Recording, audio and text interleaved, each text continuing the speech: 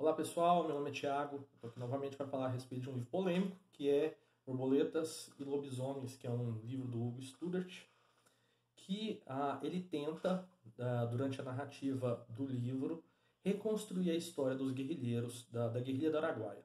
Tá? Então, reiterando aqui o que eu falo nos meus vídeos, a minha ideia é trazer livros numa forma de uma resenha que ela não seja exaustiva, apesar de que os vídeos geralmente ficam de tamanhos, geralmente são longos, mas tenta dar uma ideia dos livros, desses livros que eu estou lendo, e orientar as pessoas para saber se esse livro realmente vai interessar, porque às vezes há certa dúvida quando nós vemos os reviews dos livros, às vezes na internet, às vezes quando você vai comprar, é uma resenha bem curta. Então a minha ideia aqui é tentar dar a ideia, o foco geral de qual a intenção da obra, tá? Então aqui o Hugo ele tenta reconstruir essa história dos guerrilheiros do Araguaia. Então o Hugo ele é historiador, tá aqui, historiador, jornalista, professor graduado em jornalismo pela Universidade de Brasília, mestre e doutor em história também pela UNB. Então o que é a ideia desse livro? É um livro robusto, estão vendo aqui. Ele é a tese de doutorado dele, que ele acabou lançando-a como livro. Tá até aqui, se eu não me engano, na página 25. Essa obra toma como fundamento minha tese de doutorado defendida em fevereiro de 2014, sob o título Em Algum Lugar das Selvas Amazônicas, as Memórias dos Guerrilheiros do Araguaia. Tese defendida em 22 de fevereiro de 2014, no Instituto de Ciências Humanas da UNB, na linha de pesquisa História Cultural. Então,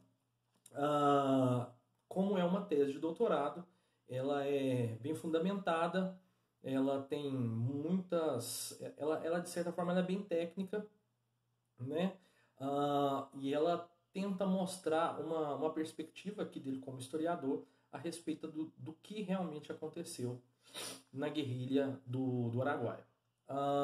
Então, ele começa as narrativas falando a respeito do mito das borboletas e dos lobisomens, tomando como base dois guerrilheiros importantes do Araguaia, que era o Oswaldão e a Dina.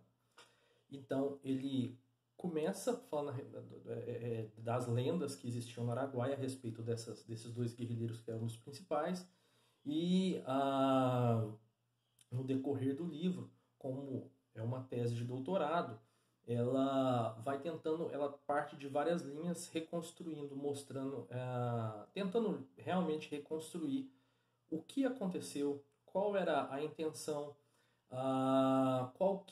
no caso aqui da guerrilha do Araguaia do PCdoB, quem eram os líderes do PCdoB, quem eram esses guerrilheiros, conta um pouco da história desses guerrilheiros, com bastante profundidade, e aí ele tenta mostrar esse lado mais humanitário dos guerrilheiros. Fazendo um parêntese aqui, trata-se de um livro polêmico, né, porque o PCdoB, na época, quis fazer a apreensão de alguns documentos que estavam em posse do Hugo, e porque aqui ele tenta ser, de certa forma, o que eu vi de acordo com os livros que eu já li a respeito desses assuntos, ele tenta ser imparcial, mostrando os lados tanto humanitários dos guerrilheiros, mas também ao final, no fechamento da tese, ele mostra realmente qual era a intenção deles, e mostra também como que os guerrilheiros foram abandonados pelo PCdoB, mostra quanto eles foram omissos e largaram eles de certa forma para morrer no Araguaia. Então ele faz a reconstrução dos personagens,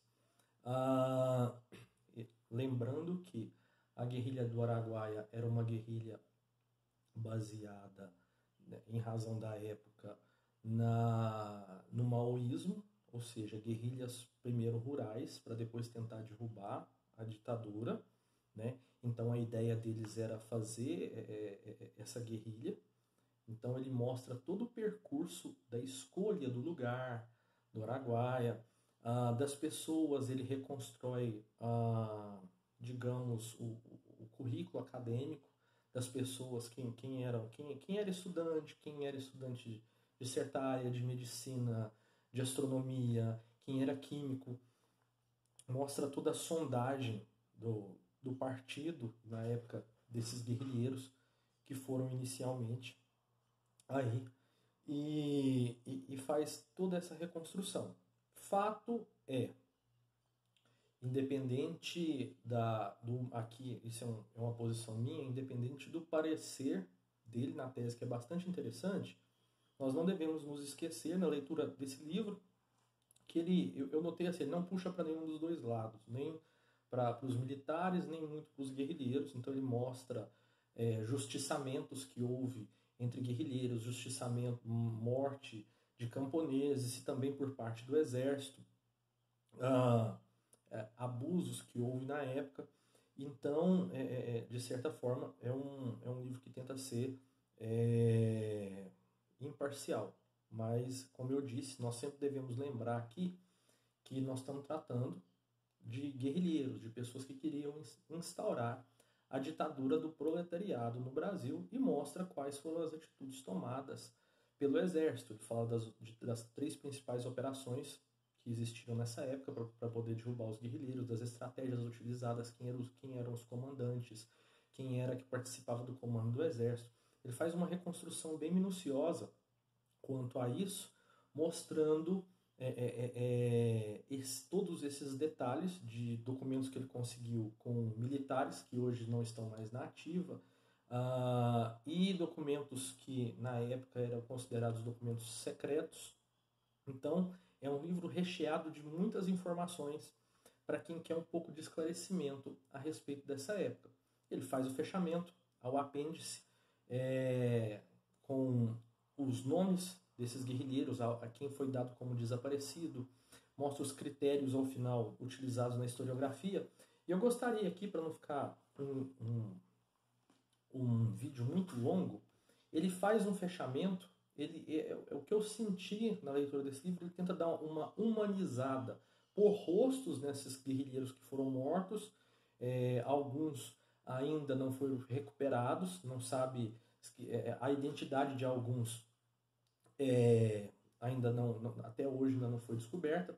Ele traz uma questão também muito interessante, que é a questão dos mortos-vivos, que foram guerrilheiros que foram presos nas primeiras operações do exército, e que o exército utilizou algo semelhante ao que se usa nos Estados Unidos, dando identidades novas e construindo uma narrativa. Ou seja, há guerrilheiros que foram presos e que o exército poupou e que vivem ou viveram outras vidas e assumiram identidades novas. O que é um assunto muito polêmico, porque alguns são considerados traidores do partido, inclusive aquele cita aqui, o Amazonas, que tinha o nome de guerrilheiro Cid, que foi uma das pessoas que... Ele não é um dos mortos-vivos, mas ele foi uma das pessoas que abandonou os guerrilheiros lá. Então ele mostra qual é a visão do partido a respeito, por que não foi tomada... Porque a pena para desertores seria o justiçamento. Então, por uma série de fatores, esse Amazonas ele não foi julgado pelos diretores, e ele acabou se tornando depois líder do partido, mas ele traz assuntos muito polêmicos, em especial deixando claro que os guerrilheiros do Araguaia foram abandonados lá pelo PCdoB para simplesmente cair na mão do exército. E alguns morreram realmente assassinados pelo exército, e outros essa situação dos mortos-vivos que eu estou mencionando aqui, que é um assunto também polêmico que ele traz nesse livro. Então, mas ele deixa ressaltando bem no final qual era a intenção desses guerrilheiros da Araguaia. Tá? Ele fala aqui na página 496 do livro, ressalta-se ainda que não lutavam pelo modelo político da democracia representativa ocidental, em luta pacífica e pelo voto. Não lutavam por liberdade, segundo a versão do partido no presente, mas sim por igualdade, pela implantação por meio das armas do comunismo, segundo o modelo marxista-leninista, a ditadura do proletariado. Enfim, estavam em toda a sintonia com o imaginário revolucionário dos anos 1960 e 70 no Brasil, tempos de luta armada pela igualdade social e não em sintonia com o sistema de representações e de valores do agora, onde a democracia representativa consolidou-se como caminho político hegemônico. E foi justamente por essa razão que aderiram à proposta daquela nova organização, o PCdoB, o tradicional PCB. Havia renegado a revolução, havia dado adeus às armas, como na criação de Hemingway.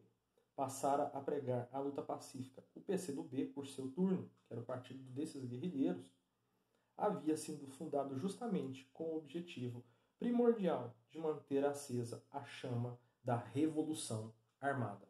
Então, eu achei bem interessante porque ele tenta fazer essa reconstrução aqui, e eu não vou me ater a ler muitos trechos desse livro, porque são trechos longos onde ele faz essa reconstrução, mas o que deixa bem claro é, apesar de serem seres humanos, o que eles queriam era a ditadura do proletariado, a luta armada para a instauração do comunismo no Brasil. Então, para quem quer, eu achei bem interessante porque, de certa forma, foi um contraponto, digamos um contraponto, por exemplo, A Verdade Sufocada, do Coronel Ustra. Esse livro, de certa forma, foi um contraponto, porque ele tenta trazer esse lado da personalidade dos guerrilheiros e fazer essa reconstrução histórica. É um livro interessante para quem quiser conhecer mais a respeito do período militar, em especial a guerrilha do Araguaia. É um livro que eu recomendo justamente nessa forma de certo balanceamento a certos livros que eu acredito que, por exemplo, Verdade Sufocada traz bastante a versão dos militares.